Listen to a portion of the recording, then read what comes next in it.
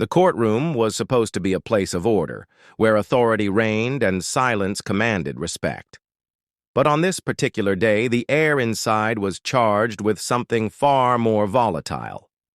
The gallery whispered, reporters clicked their cameras with feverish anticipation, and even the bailiff seemed restless. At the center of it all sat the judge, calm at first, composed as ever, completely unaware of how quickly control was about to slip from his hands. And across from him, with the poise of someone who thrives under pressure, was Congresswoman Jasmine Crockett. For weeks, the case had been painted as routine, just another hearing in a season already overflowing with political drama. Yet anyone paying close attention knew this wasn't just about legal filings or procedural technicalities. This was about credibility. This was about power. And more than anything, this was about truth, colliding with a carefully manufactured narrative. From the very first moment Crockett rose to speak, it was clear the energy in the room shifted. She didn't rush. She didn't flinch. Instead, she paused, letting the silence stretch long enough for every camera to lock on her face, for every ear to tune into her voice. And when she finally began, her words landed with the precision of a scalpel, slicing through layers of obfuscation that had shielded the powerful for far too long. By then, the judge leaned forward, sensing where this was heading. But nothing could prepare him for what came next. Jasmine Crockett wasn't there to play defense. From the moment she locked eyes with the bench, it was clear she came prepared for something bigger. The opposing counsel had strutted in with confidence, relying on bluster and the assumption that experience alone would shield him from scrutiny. But Crockett knew that arrogance is often the weakest armor. She began by calmly reciting the record, line by line, exposing contradictions, buried in testimony and filings. Each point she raised was like a stone removed from the foundation of their argument, and the cracks started to show almost instantly. The judge, who initially appeared detached, tried to keep the proceedings steady. He tapped his gavel lightly, asked for order, but the momentum was no longer his to command. The crowd could feel it. Crockett's cadence, her measured tone, was pulling everyone in. Even those who had come skeptical found themselves leaning closer, drawn to the precision of her argument. Then came the moment she pivoted.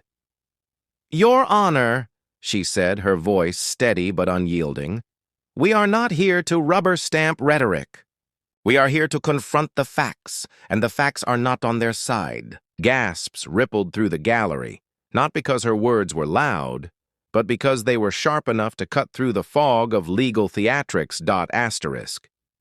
The opposing counsel shifted uncomfortably, glancing at the judge for intervention. But Crockett pressed forward, refusing to be interrupted, refusing to surrender the stage she had so masterfully seized. Every courtroom has its rhythm, a cadence dictated by procedure, tradition, and authority. But today, that rhythm was being rewritten, note by Jasmine Crockett. She didn't just argue, she narrated, transforming dry statutes and procedural arguments into a story that illuminated every flaw, every misstep, every hidden agenda. The audience could sense that what was unfolding wasn't merely a debate over legal technicalities, it was a reckoning. Each statement Crockett made was a spotlight on inconsistencies that had been allowed to fester unchecked. The judge attempted to interject, trying to reestablish control, but Crockett anticipated every move.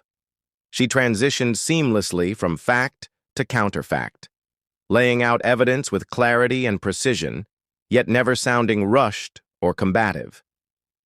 It was as if she had rehearsed this moment her entire life, not for the cameras, but for the truth itself, and the truth, in her hands, became an unstoppable force. At one point, she turned slightly, addressing the courtroom as a whole.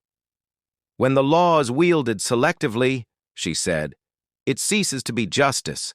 It becomes a tool, and those who manipulate it, lose the moral authority to speak on its behalf. The words landed like a hammer strike, echoing across the room. Even the court reporters, trained to remain neutral, glanced up, taken aback by the clarity and audacity of her statement. The opposing counsel's smirk had disappeared, replaced by visible tension.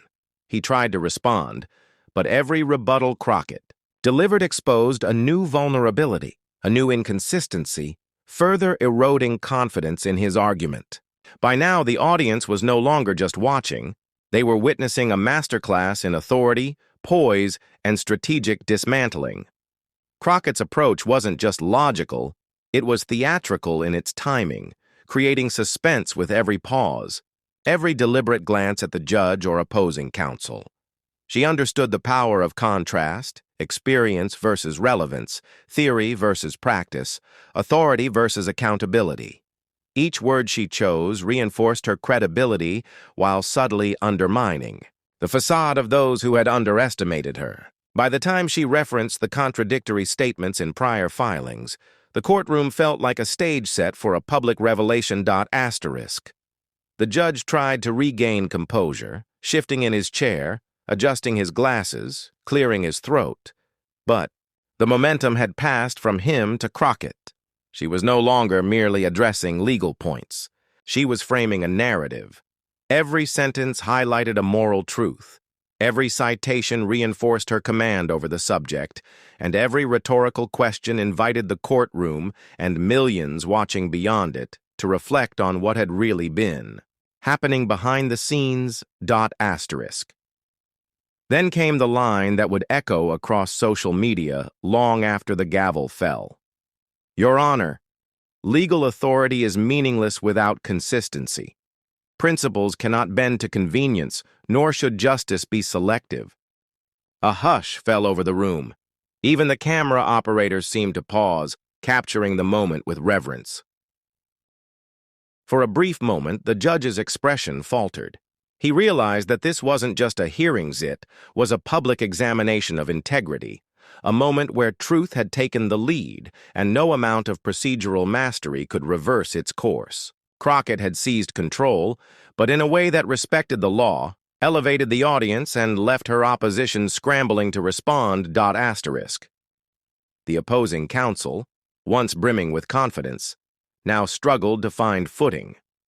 Every attempt to interject was met with Crockett's calm yet unwavering precision. She anticipated each objection, weaving her responses like a tapestry that highlighted contradictions while maintaining clarity and authority. Her words weren't just persuasives, they were transformative, reframing the debate from a contest of egos into a matter of principle. Crockett then shifted focus, addressing the historical context of the case, drawing parallels that few had considered. She referenced past rulings, highlighting inconsistencies, and exposed how selective interpretations had been used to maintain power rather than serve justice. Each example she provided carried weight, not because of rhetorical flourish alone, but because they were grounded in meticulous research and real-world outcomes. The audience, both in the gallery and online, could sense the magnitude of the revelation. Even the judge, now visibly tense, could not suppress the subtle acknowledgement that the power dynamics in the room had changed. He had started the day, expecting procedural normalcy, a predictable exchange of arguments. Instead, he was witnessing a systematic, principled dismantling of every assumption he held about authority, expertise, and respect.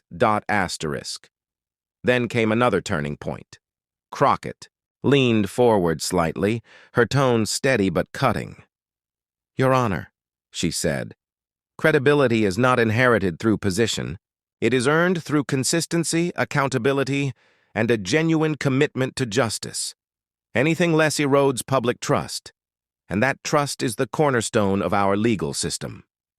Her words resonated through the room, leaving no doubt that control had shifted, and the debate's narrative now belonged entirely to her. The courtroom, once a place of routine procedure, had transformed into an arena of revelation. Crockett's methodical exposition left no room for doubt, forcing every participant to confront uncomfortable truths. Her ability to juxtapose the law's theoretical. Asterisk. The audience, both in the room and watching remotely, felt the weight of each revelation. Every gasped breath, every subtle shift in posture, reinforced the drama Crockett had orchestrated. Even the judge, attempting to maintain decorum, had to acknowledge the force of her argument, the clarity of her vision, and the undeniable authority of her preparation. Asterisk. By now, it was evident that this wasn't simply a legal debate. It was a demonstration of strategy, intelligence, and moral conviction. Crockett had redefined the parameters of authority in that room. The question was no longer whether she could present a case. The question was whether anyone could challenge her mastery without being exposed. Crockett's strategy was as much about timing as it was about content. She knew when to pause, when to let the weight of a statement settle, and when to strike with precision. Each rhetorical move served a dual purpose, advancing her argument and highlighting the frailty of her opponent's position. The courtroom felt electric, charged with a tension that was part anticipation, part awe, and part the thrill of watching authority challenged with undeniable evidence. Asterisk. She now shifted the focus to broader implications, framing the debate not merely as a dispute over legal technicalities, but as a reflection of systemic accountability. "This isn't just about isolated cases," she said, her gaze sweeping the room. "It's about whether our legal system serves the people or merely perpetuates appearances of justice." Every word reinforced the contrast between her opponent's theoretical knowledge and her own lived experience. The juxtaposition was unmistakable. The abstract authority of decades-long prestige versus the tangible, relentless work of defending rights on the ground. Asterisk.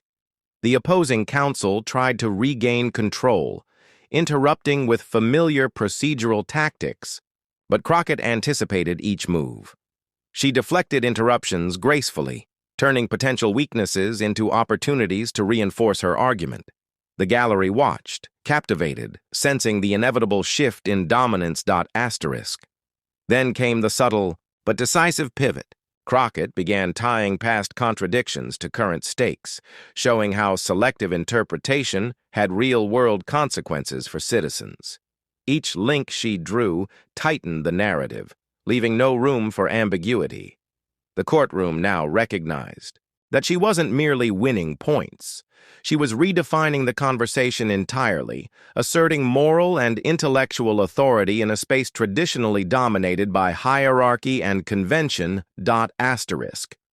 The climax of the hearing arrived not with raised voices or dramatic gestures, but with a moment of quiet authority that spoke louder than any protest. Crockett's final points were delivered with surgical precision, exposing not just contradictions, but the underlying philosophy that had guided her opponent's career. "Principles cannot bend to convenience," she stated, her voice calm, yet unyielding, and when authority forgets this, it loses legitimacy. The gallery, the counsel, even the judge himself felt the impact. Control had shifted irrevocably. Asterisk. She leaned forward slightly, addressing the courtroom in a tone that balanced respect with undeniable conviction. "The law is not an instrument of prestige or self-interest," she continued. "It is a reflection of justice, of accountability, and of truth. Anything less diminishes all of us." Every syllable resonated, creating a moment that transcended the immediate hearing, touching on the broader responsibility of those who wield power. Asterisk. By now, the judge's attempts at intervention had ceased. He listened, acknowledging, if only subtly, that this was a masterclass in authority and strategy. Crockett had not merely presented evidence.